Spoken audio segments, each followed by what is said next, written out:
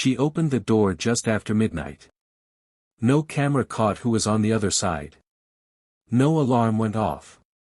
No one saw what happened next. By morning, her phone was still ringing. Messages unopened. Lights still on. A candle burning all the way down to wax. There were no screams. No break-in. Just silence, and then nothing. Her neighbors said they heard footsteps around 2 a.m., but when asked again, they weren't so sure. One of them said the hallway smelled like perfume. Another swore it smelled like blood. By the time police arrived, the apartment looked untouched. Except for the body. Except for the bruises. Except for the wine glass still warm. And whoever was there, never left through the front door. There's no map for a crime like this. No template. No warning. Just one broken thread that, when pulled, unraveled everything. A tangled mess of hidden messages, private recordings, erased voicemails, and secrets buried under years of pretending. This wasn't an accident. It was a message. And once you hear what that message was, you'll never forget it. Stay with us. Because the truth was never supposed to come out. But now that it has, someone has to pay. Jonathan Michael Pierce was the definition of Los Angeles elite. Born in San Diego in 1977, the son of a military father and an emotionally distant mother, Jonathan learned early that appearance was everything. The uniform. The smile. The sharpness. Even as a child, he craved admiration, report cards lined with A's, trophies, awards, praise. At Stanford, he earned a dual degree in biomedical engineering and business. He didn't just want to build tech, he wanted to lead empires. And he did. In 2012, he founded TheraCore, a biotech firm focused on wearable diagnostics.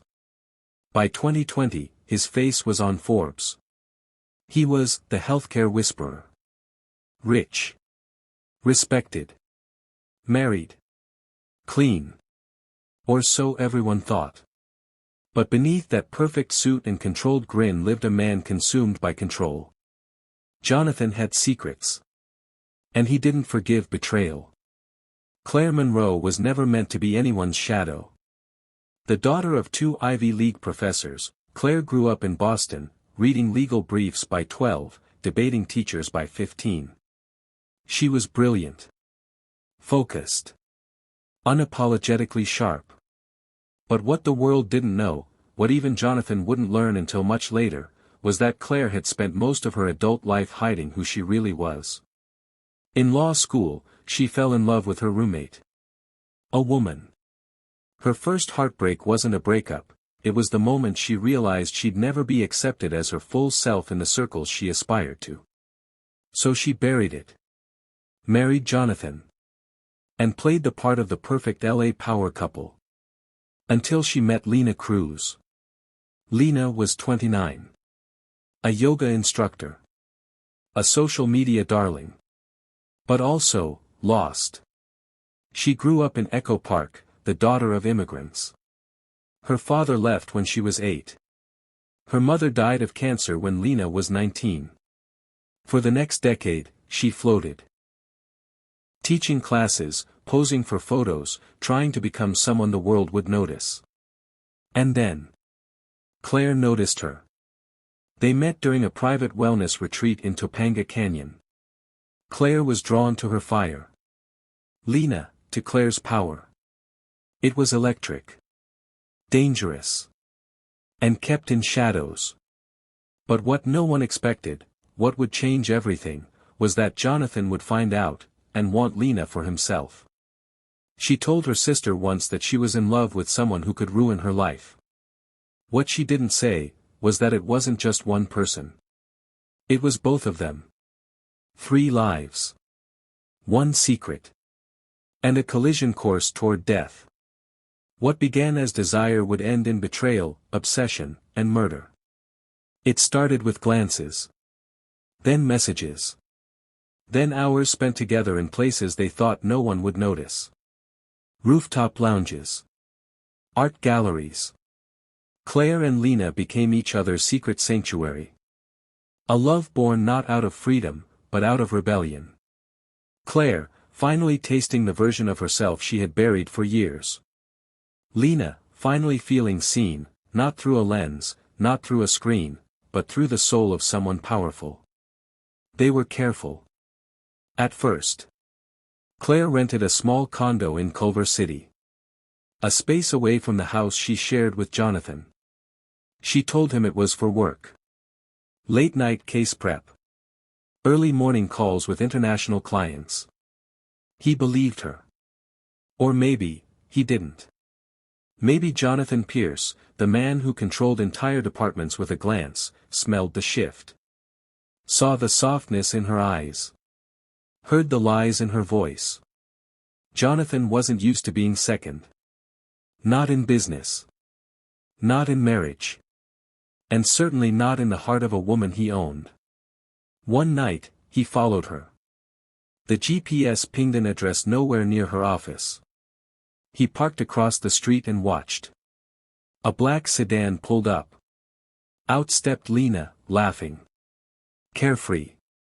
She kissed Claire on the cheek. Then on the lips.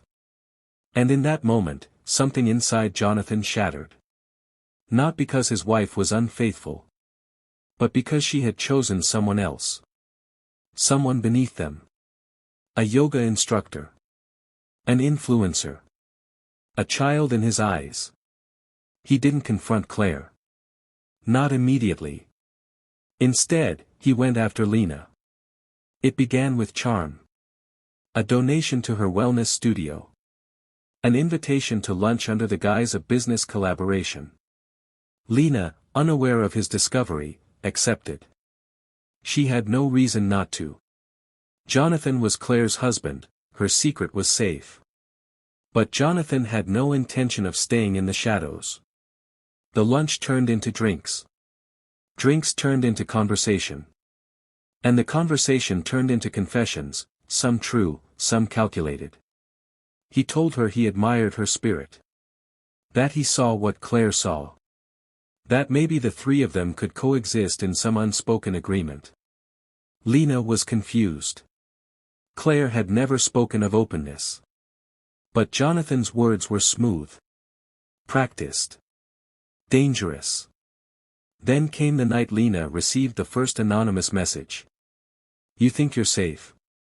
You have no idea who you're lying next to. Photos followed. Claire entering the Culver City condo. Claire leaving it. Lena stepping out of her studio. A car following her. A message scrawled in red ink on her windshield. You've been warned. Lena began to unravel. She stopped showing up to yoga sessions. Deleted her Instagram. Blocked calls. But the messages didn't stop. Emails now. Dozens. Hundreds. From fake accounts. Every device she used was infiltrated. One email simply read. You were mine before you were hers.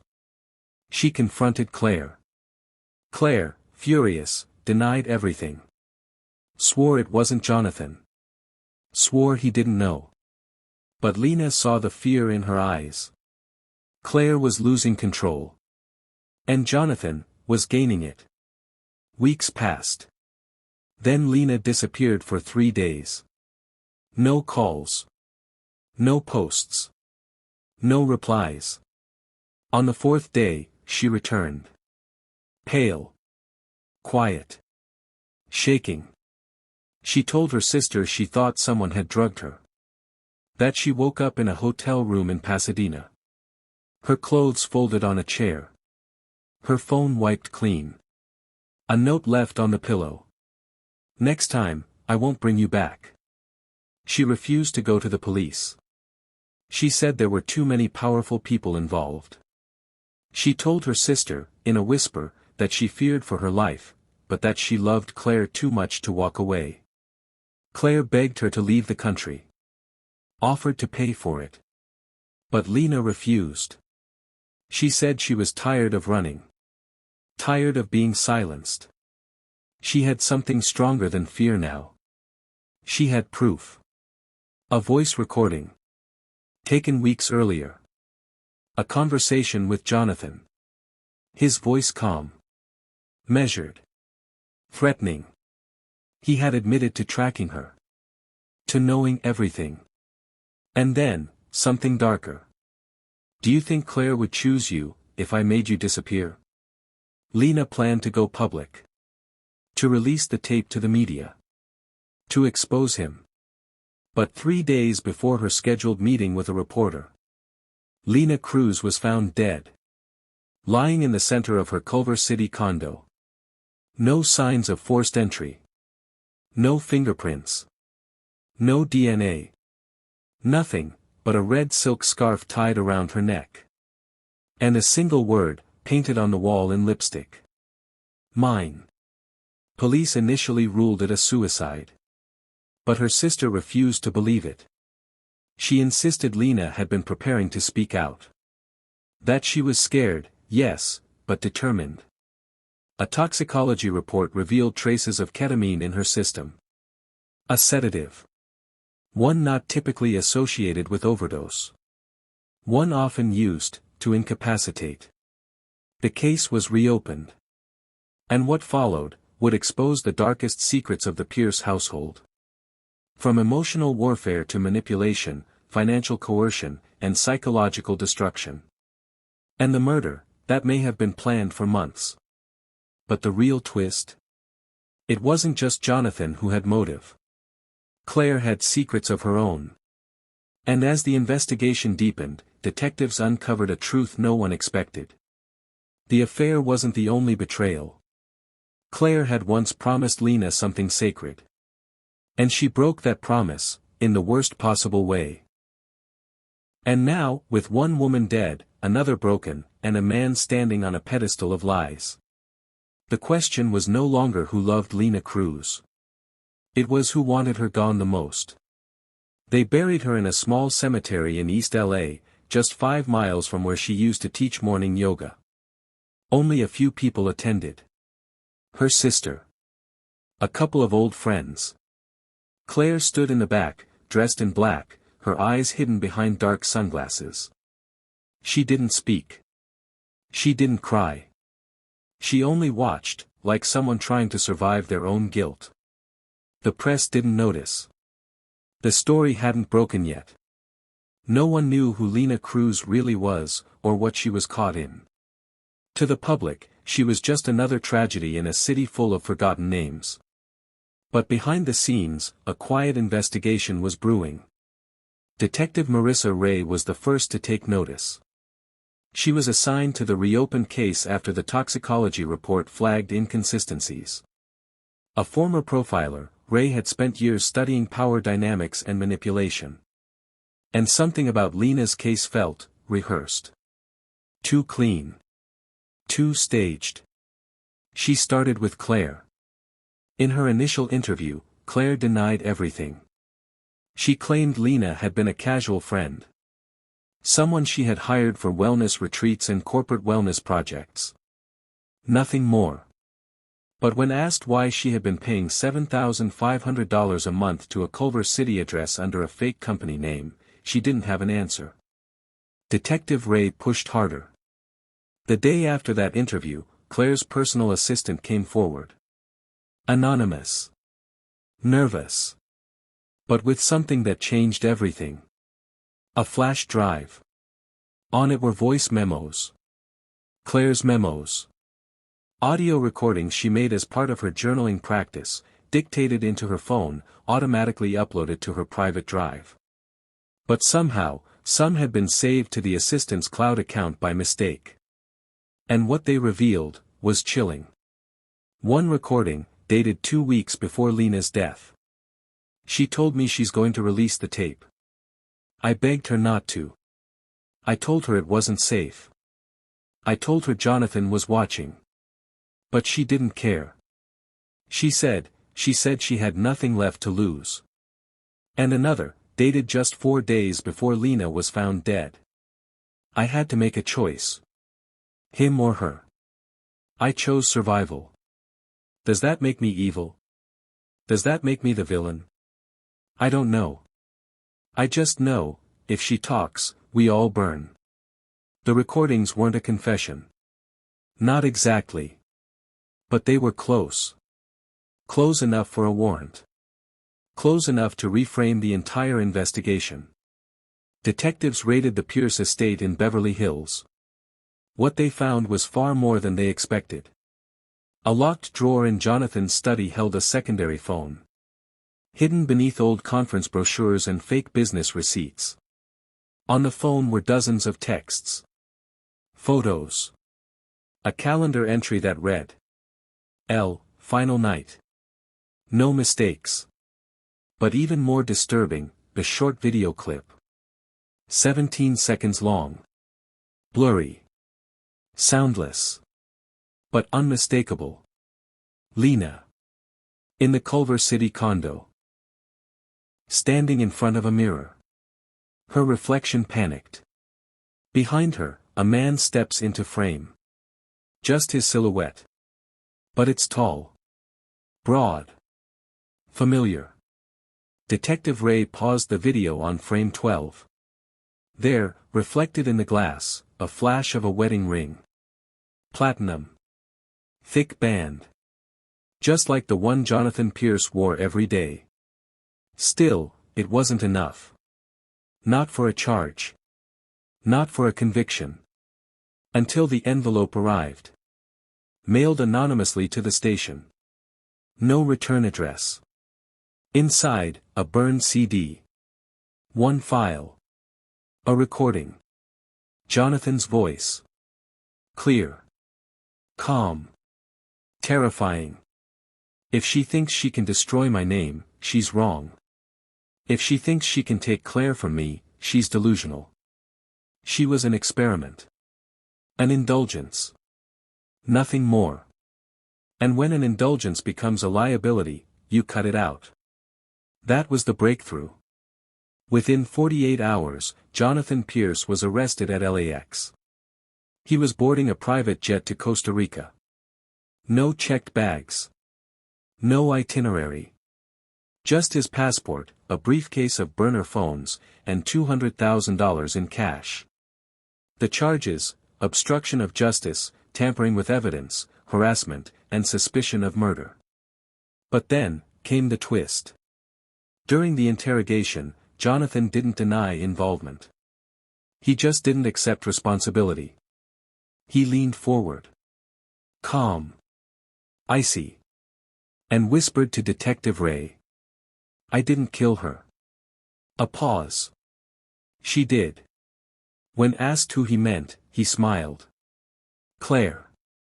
The room went silent. He claimed that Claire had set Lena up. That she knew Jonathan had been following Lena.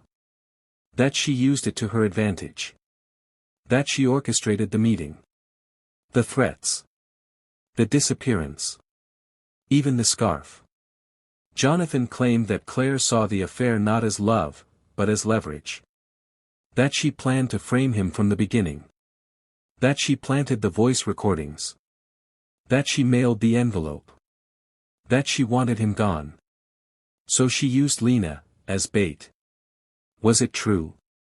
Or was it the final move in a master manipulator's playbook? Claire was brought in again. This time, with full knowledge of the evidence against her. She asked for a lawyer. Then sat in silence for 6 hours. When she finally spoke, her voice was calm. I didn't kill Lena. Another pause. But I didn't stop it either. She confessed to knowing that Jonathan had been tracking Lena. She admitted to failing to warn her. To hoping, on some level, that Lena would walk away first. That the problem would solve itself. That Jonathan's threats were just that, threats. But she denied any role in the murder. With no direct physical evidence linking either party to the act of strangulation, the case hit a wall. A powerful, frustrating wall of silence and conflicting stories. But Lena Cruz was still dead. And someone, one of them, or both, had her blood on their hands. The media exploded. The story was everywhere. CEO love triangle turns deadly. Mistress murder mystery. The house of Pierce burns down. And behind the headlines, 2 lives unraveled. Jonathan was denied bail. Claire's law license was suspended. Her firm dropped her. Friends vanished. Interviews with neighbors described the couple as cold. Distant. Calculated. But no one saw murder coming. And the biggest question remained. Who killed Lena Cruz? Because if the answer wasn't clear, the danger wasn't over. The courthouse in downtown Los Angeles hadn't seen this much media attention since the O.J. trial. Every morning, reporters lined the steps. Cameras clicked.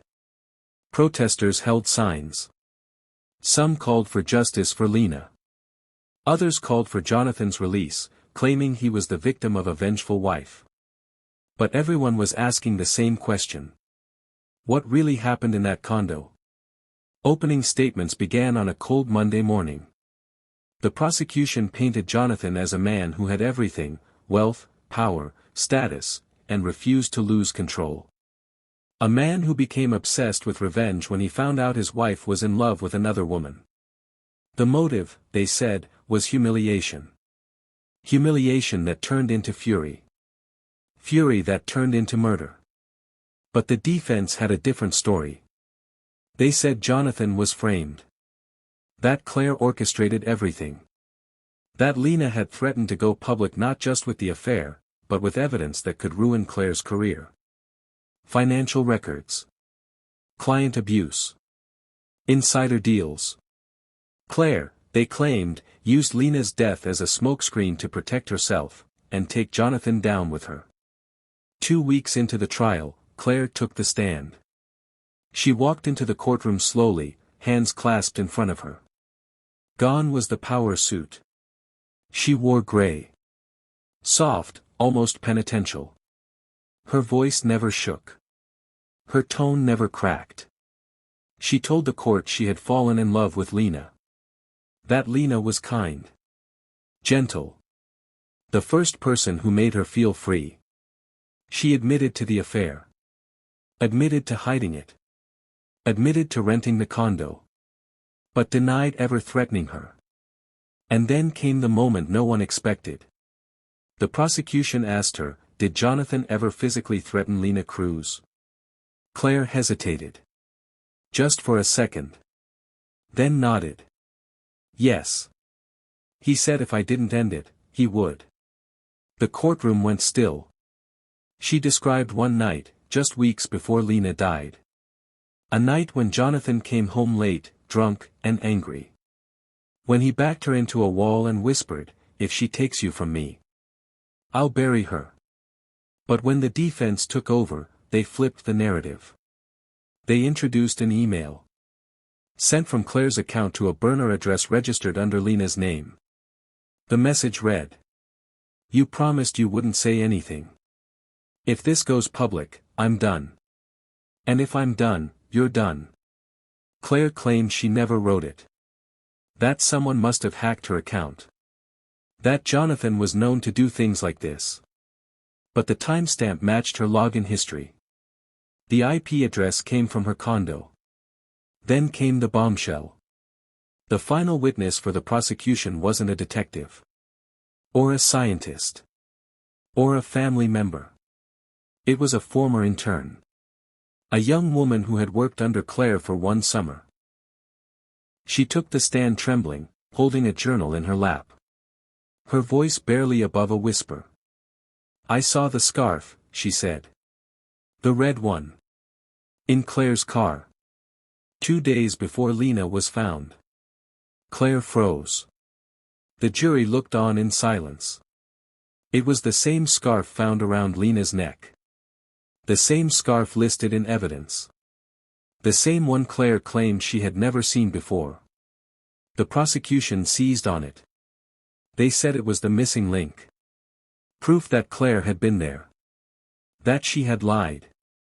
That this wasn't just emotional betrayal. It was premeditation. But the defense had one last play. They called Lena's sister to the stand. She confirmed that Lena was spiraling before her death. That she had stopped sleeping. That she believed everyone was watching her. That she was recording conversations, even ones that didn't exist. They suggested Lena was unstable. That she may have staged part of the condo scene herself. That the scarf could have been placed there earlier. That the killer may never be known. And then, it was over. 4 weeks of testimony. 17 witnesses. Dozens of exhibits. Hours of audio. The jury deliberated for 5 days. When they returned, the room held its breath. First came the verdict for Jonathan Pierce. Guilty. Second-degree murder. Tampering with evidence. Harassment. Obstruction. Then Claire. Not guilty of murder. But guilty of negligent homicide.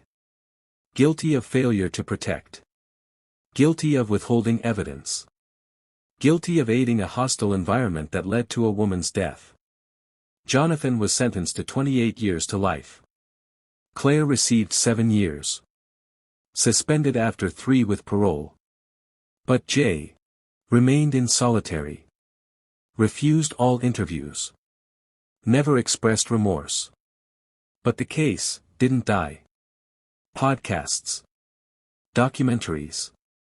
Books. Everyone wanted a piece of the story. Everyone wanted to know the truth. Because even now, years later, one question remains.